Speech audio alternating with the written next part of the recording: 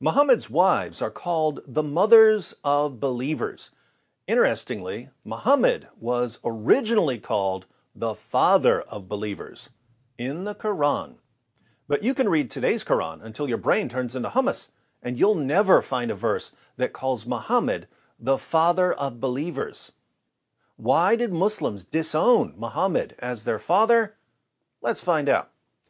Muhammad's wives are called the mothers of believers because of Surah 33, verse 6. The verse reads, "The Prophet is closer to the believers than their own selves, and his wives are their mothers." Blood relations among each other have closer personal ties in the decree of Allah than the brotherhood of believers and muhajirs. Muhajirs are the Muslims who fled Mecca.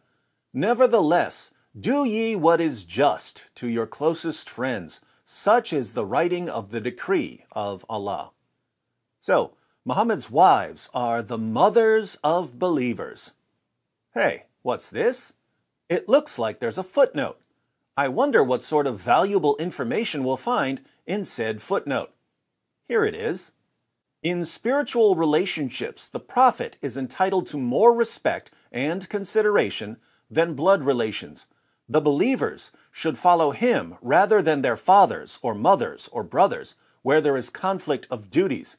He is even nearer, closer to our real interests, than our own selves. In some qiras, I love qiras, which are different versions of the Quran, even though Muslims insist that there's only one Quran.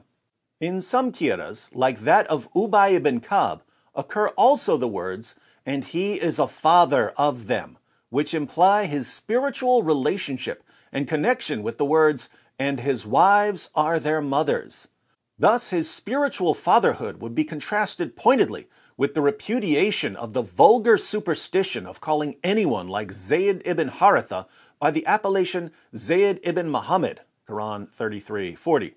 Such an application is really disrespectful of the Prophet. Now that's strange. In some qiras, like that of Ubay ibn Ka'b, occur also the words, "and he is a father of them." Who was Ubay ibn Ka'b? Ubay is not some even average Sahabi. He is the Qari of the Quran. He is the master. So, according to some early versions of the Quran, including the version of the master of the Quran himself, Surah 33, verse 6 should say not only that Muhammad's wives are the mothers of believers, but also that Muhammad is the father of believers. And yet, again, the Quran we have today doesn't call Muhammad the father of believers. Now, we're going to look at another passage about this missing phrase, but notice which chapter we're dealing with. In my last video on the miraculous preservation of the Quran, we saw that according to Muhammad's chief Quran reciter, Ubay ibn Ka'b, more than 200 verses were lost from Surah 33. If we compare the Quran to a block of Swiss cheese because of all the holes in it, Surah 33 is the Swiss cheese of the Swiss cheese. It's the holiest and the cheesiest. Not only did hundreds of verses come up missing, specific phrases simply dropped out of the recitation. But some Muslims had better memories than others, so when they wrote their versions of the Quran, they ended up with Qurans that are different from today's Quran. Here's more on the story from Abu Ubaid's Kitab Fada'il al-Quran. Abdul Ghaffar ibn Daud related to us from Abu Luhaya, from Ali ibn Dinar, from Khalid, that Umar ibn al-Khattab passed by a man who was reading aloud from a codex, "The Prophet is nearer akin to the believers than they are themselves. His wives are their mothers, and he is their father." Surah 33, verse 6. So, this Muslim was reading a Quran that's different from today's Quran.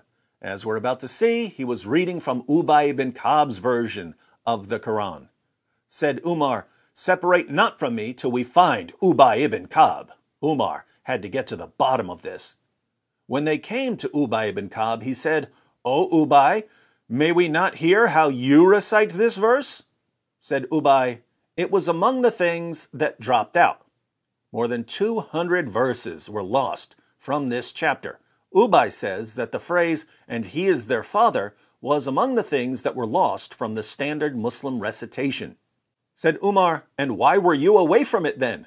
This is hilarious. Where were you when that part was mysteriously disappearing from the Quran?" Said he, "There kept me away from it what did not keep you. So it dropped out for you, but not for me, because I have a better memory than you."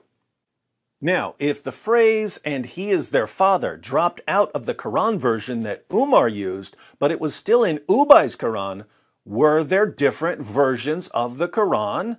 Absolutely. Is there only one Quran? Definitely not. Why do Muslim scholars and apologists tell Muslims that there's only one Quran perfectly preserved from the time of Muhammad? Because they're liars. How are our Muslim friends going to respond? The same way they respond to the fact that hundreds of verses were lost from this chapter. Oh, those things were abrogated. The phrase, "and he was their father," was abrogated. But there are a few problems here. First, abrogation is supposed to refer to Allah canceling certain commands in favor of new commands. But "he is their father" isn't a command, it's a description of Muhammad's relationship to Muslims. Did Muhammad's relationship to Muslims change? Was Muhammad the father of Muslims for a while until Allah changed his mind? Why would Allah abrogate that part of the verse? Why did Allah want Muslims to have mothers but no father? Second, here's a question for Muslims. Is the phrase, "and he is their father," along with the 200 plus verses that were lost from this chapter, a part of Allah's eternal tablet of the Quran? If you say that they aren't in Allah's eternal Quran, then you're saying that hundreds of verses and certain phrases that aren't in Allah's eternal Quran were temporarily added to the earthly Quran, but were eventually removed. If you say that they are in Allah's eternal Quran, then you're saying that the Quran we have today is incomplete. Muhammad is the father of Muslims in Allah's eternal tablet, but he's not the father of Muslims in the Quran Muslims have today. How sad that today's Quran doesn't show Muslims their true relationship to their prophet. Frowny face. Third, notice that the early Muslims were extremely confused about what's supposed to be in the Quran. Umar brings in Ubay ibn Ka'b because he has no idea why Ubay's Quran has different words in it. Ubay has to explain to him that the phrase, "and he is their father," somehow dropped out.